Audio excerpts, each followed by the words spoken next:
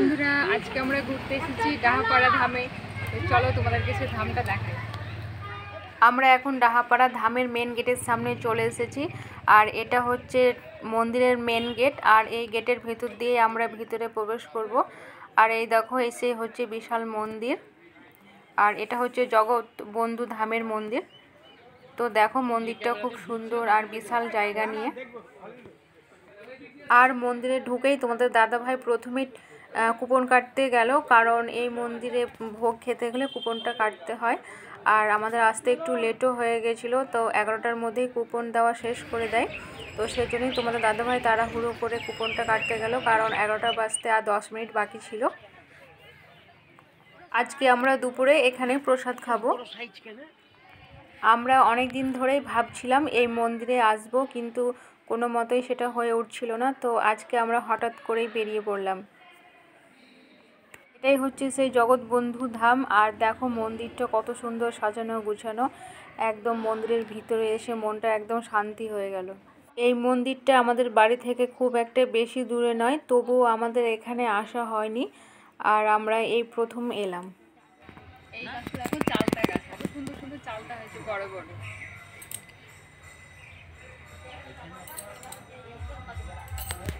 আর দেখো, এগুলো সব হচ্ছে সমাধি।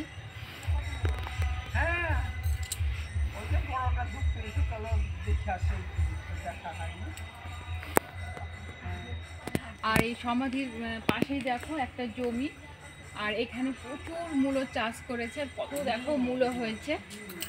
জায়গাটা খুব সুন্দর, খুব ভালো লাগছে এখানে এসে।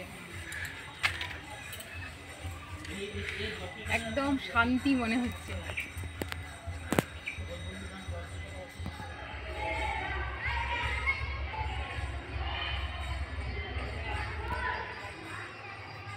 এই ধামে যখন উৎসব হয় তখন প্রচুর ভক্ত এই উৎসবে আসে। আর এই ঘরগুলোতে ওদের জন্য থাকার ব্যবস্থা করা হয়।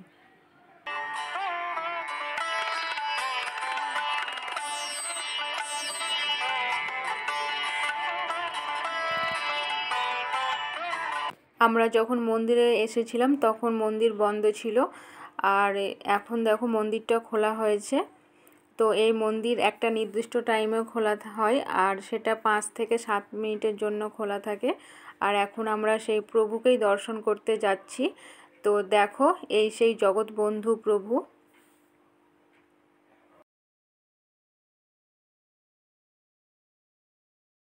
দেখো, কত লোক ঘুরতে এসেছে। তো তোমরা যদি মুর্শিদাবাদে ঘুরতে আসো, তো তাহলে মুর্শিদাবাদের ডাহাপাড়া ধামে এসে ঘুরে যেও। মন্দিরের পাশেই ফুলের বাগান, আর কত রকমের ফুল দিয়ে সাজানো। তো কত সুন্দর লাগছে দেখতে। আর এখন আমরা যাব ভোগ খেতে, কারণ 12:30 বেজে গেছে।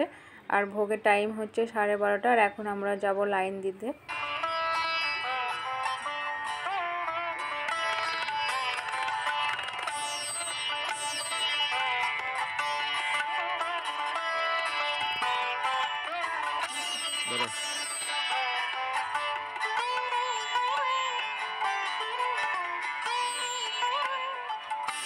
আমরা এখন লাইনে দাঁড়িয়ে আছি, আর কুপন দেখে দেখে ভিতরে ঢুকতে দেয়।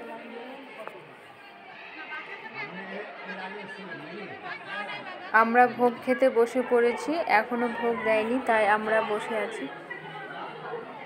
আমাদের ভোগ খাওয়া হয়ে গেছে। আর এখন আমরা যাব অন্য একটা মন্দিরে।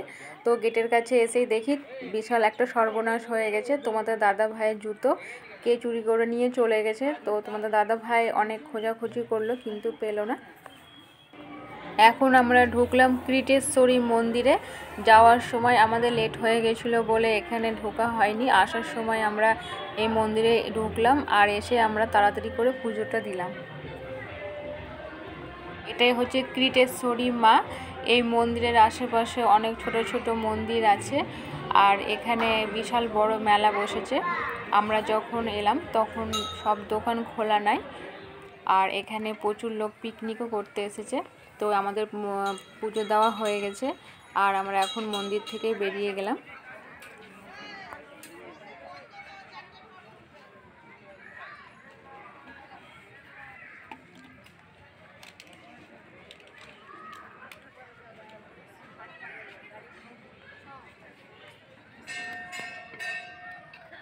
এই দেখো সব ছোট ছোট মন্দিরগুলো। আর এখন আমরা মেলার দিকে যাচ্ছি।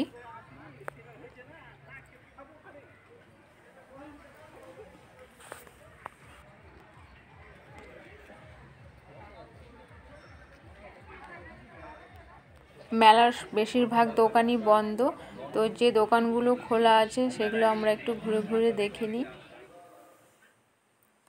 মেলাটা ঘুরে এই দোকানটায় এলাম, আর এসে আমি একটা 15 টাকা দিয়ে মগ কিনলাম। এটা হচ্ছে ক্রিটেশ্বরীর আসল মন্দির। আমরা যখন এলাম তখন এই মন্দিরটা বন্ধ ছিল, এখন বিকেলের দিকে এই মন্দিরটা খুলেছে। তো এই দেবীকে এখন আমরা দর্শন করে বাড়ি চলে যাব। আর এই ভিডিওটা যদি তোমাদের ভালো লাগে তাহলে অবশ্যই লাইক, কমেন্ট এবং সাবস্ক্রাইব করবে। Good night, tata.